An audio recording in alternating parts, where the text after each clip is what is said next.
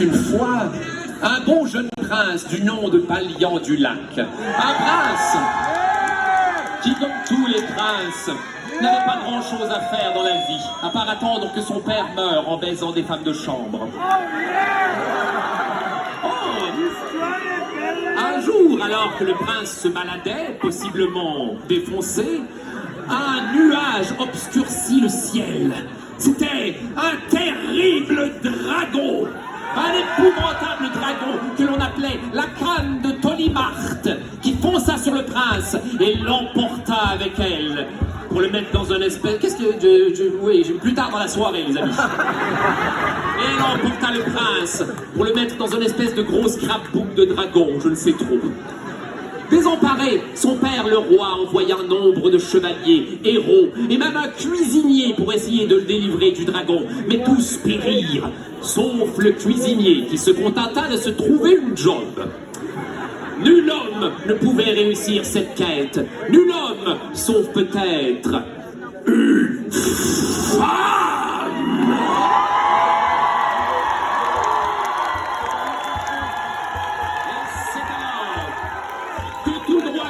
Sortie d'un lointain empire, arriva Frida la Frigide, celle que l'on appelait la seigneurise du Reichswacht.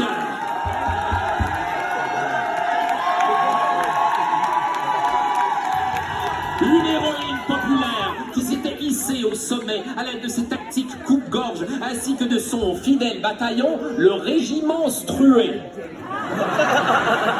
Rappelez-moi de ne jamais être dans les jambes de ce régiment. La seigneuse se mit donc en quête de retrouver le prince et de le marier, mais de façon purement business. Et ainsi commença sa quête. La seigneuse, c'est la pucelle du Reichswacht. La seigneuse, avec elle on s'attend d'ouvrir. La première escale sur son voyage fut celle d'un étrange village abandonné, où la seigneuse réalisa qu'il n'y avait personne, parce qu'il était abandonné. J'étais fatigué quand j'écris le texte, les chums. Mais elle se rendit rapidement compte de la raison pour laquelle le village était abandonné. C'est que son puits avait été investi par nul autre qu'une immonde cocatrice. Regardez-moi cette horrible bouille, Burk. Donc, oh oui, la cocatrice avait les articulations barrées après avoir passé tout ce temps dans ce puits. Et voilà, c'est parti pour un tour.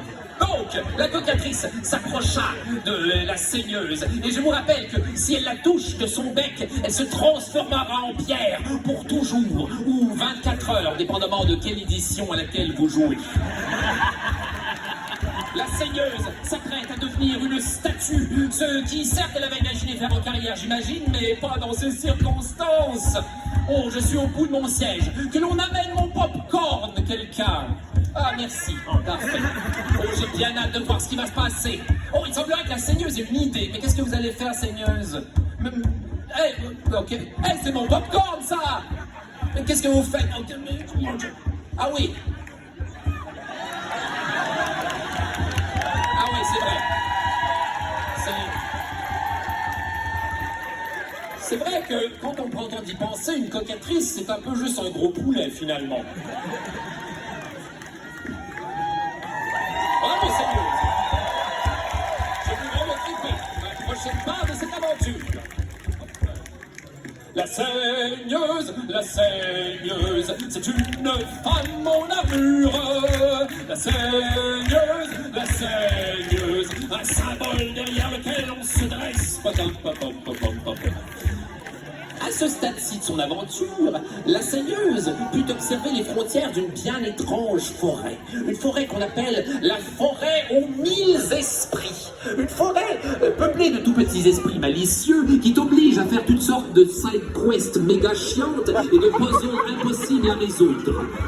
D'ailleurs, qu'est-ce que c'est que cette espèce de truc là au centre qui n'a pas l'air à sa place? Seigneuse, investiguez. Qu'est-ce que c'est? Est-ce que c'est un esprit de la forêt qui va... Ah! Mon Dieu! C'est un des enfants de la forêt vrai, tout le monde. C'est exactement ce que je craignais. Non, Millefeuille, tu m'as trouvé. Maintenant, tu n'as plus qu'à trouver mes 999 autres amis. Ce que la seigneuse trouva maxi chiant. Qui perdrait son temps à faire ce genre de conneries? La récompense finale n'en vaut certes pas la peine, c'est moi qui vous le dis. La seigneuse